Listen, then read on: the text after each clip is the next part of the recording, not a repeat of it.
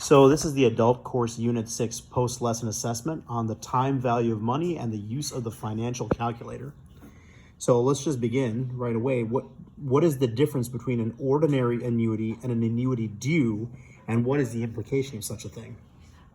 So going back to the previous lecture in unit 5, annuities essentially are a fixed amount of money being deposited per period or withdrawn per period from the present value to reach the future value.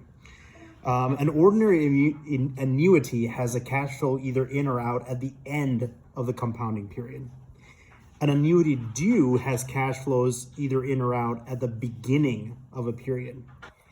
Now, since compounding typically happens at the end of a period, the annuity due will always have one extra compounding period as compared to an ordinary annuity. And so, as a result of that, you will always either give or receive more money with an annuity due than you would with an ordinary annuity. Question 2, what is perpetuity and how is it calculated? So perpetuity is an annuity which continues forever, and it provides annual cash flow. The formula is as follows. PVA to infinity, which is present value annuity to infinity, equals the payments divided by the interest rate.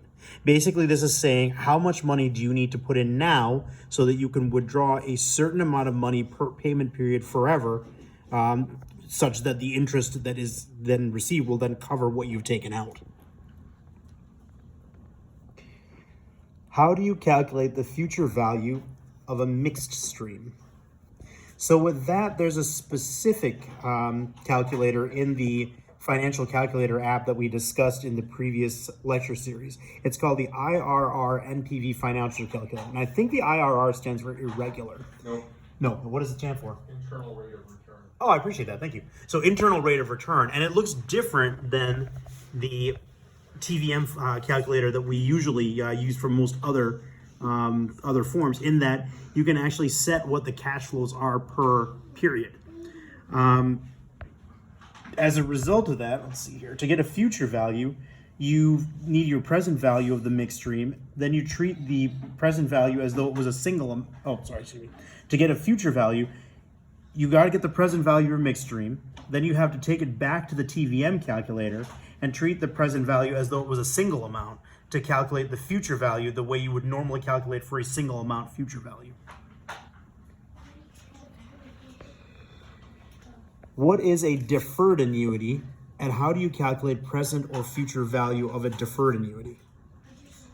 So a deferred annuity means that you will be, like an annuity, you will be getting an amount annually, but typically there's a delay as to when you start getting that amount. So in a sense, it's sort of like a mixed stream. You'll get $0 for the first few years, then followed by a steady amount thereafter. So if you're going to calculate the present value, you would have to calculate the same way that you would calculate for a mixed stream using the IRR NPV calculator.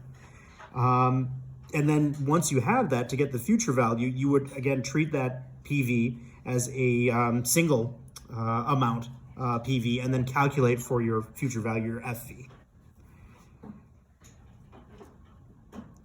What is the effective annual rate, and when does it become important, and how is it different than a nominal interest rate?